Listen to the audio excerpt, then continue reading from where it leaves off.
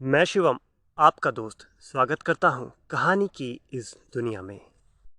आधी रात को वो हमसे यूं टकराए।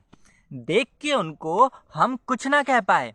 हमें देख वो मुस्कुराए, पर कह ना सके हम हेलो हाय। सब हमसे पूछे, आखिर तुम क्यों इतना घबराए। ये तो बड़ा सुनहरा मौका था, अब हम उन्हें क्या बताए। ये मौका नहीं, खात्मा था। वो मनुष्य नहीं, आत्मा था।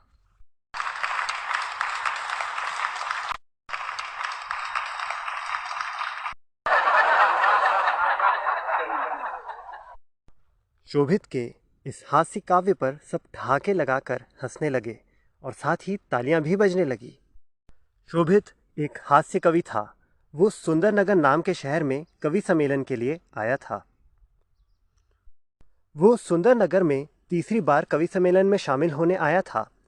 यहाँ उसे काफी पसंद किया जाता था। देर रात कवि सम्मेलन खत्म होने के बाद सारे कवि एक साथ पैदल वहां से निकले। मुख्य रोड आने के बाद शहर में नए बने सर्व सुविधा युक्त होटल की ओर चल पड़े। पर शोभित उसी होटल की ओर चला जहां वो पहले 2 बार रुक चुका था। इस होटल का रास्ता उन सब के होटल के ठीक विपरीत था। एक कवि ने शोभित से कहा, अरे शोभित जी, कहाँ जा रहे हो? अजी, मैं तो अपने पुराने वाले होटल में ही रुकूंगा।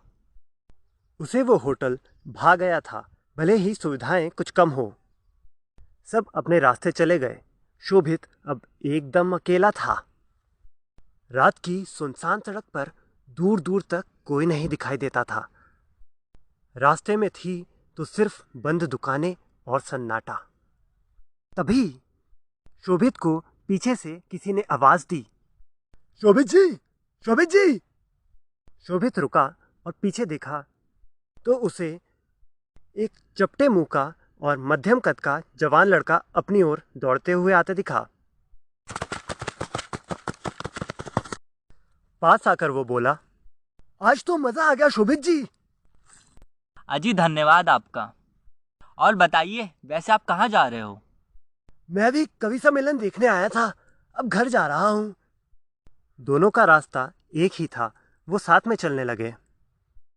लड़के ने शोभित से पूछा, शोभित जी, भूत बड़े पसंद है आपको? वो आपके काव्य में कहीं ना कहीं आ ही जाते हैं। अरे जनाब, भूत इसीलिए पसंद है क्योंकि वो इंसान से कम खतरनाक होते हैं। इंसान से खतरनाक और डरावना तो कोई होता ही नहीं है। क्या कहते हो आप इस बारे में? हाँ, ठीक ही कहते हैं आप। इंसान तो एक ऐसा जानवर है जो सड़क किनारे अपने साथी के साथ दारू पीता है और रास्ते से जाते हुए एक इंसान पर बोतल से निशाना लगाने की शर्त लगाता है।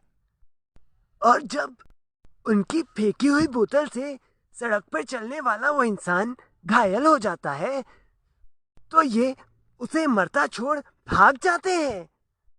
शोभित अपनी जगह पर रुक सा गया था।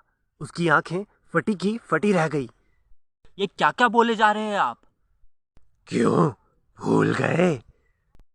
तभी रोड के किनारे दुकान के ऊपर लगा लोहे का बोर्ड शोभित के ऊपर आके गिर जाता है। शोभित घायल होकर जमीन पर गिर जाता है।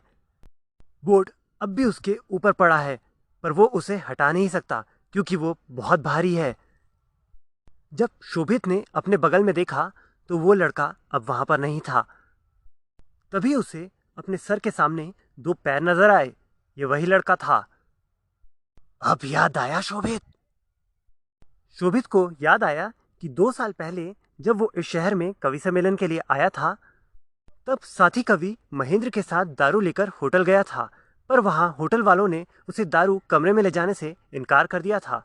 जिसके बाद वो रोड पर आकर रोड के बगल में थोड़ी अंदर जाकर अंधेरे में बैठ दारू पीने लगा।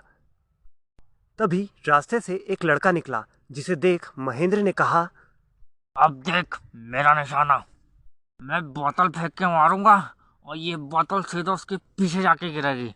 फिर वो लड़का कैसा डर के भाग जाएगा। अरे तुमसे तो बिना नशे के निशाना ना लगे। नशे में तुम क्या खाक लगाओगे? इस बात से गुस्से में महेंद्र ने बोतल फेंकी जो रोड पर जा रहे शख्स के ठीक सर पर जाकर लगी और वो वहीं गिर गया। महेंद्र और शोभित का सारा नशा जैसे उड़ सा गया। वो दोनों वहां से भाग खड़े हुए। अगले दिन महेंद्र अपने कमरे से नहीं निकला। दरवाजा खोलने पर पता चला कि वो सीने पे अपना हाथ रखे बिस्तर पर बेसुध पड़ा हुआ है। अस्पताल ले जाने पर पता चला कि हृदयघात के कारण उसकी मृत्यु हो चुकी है।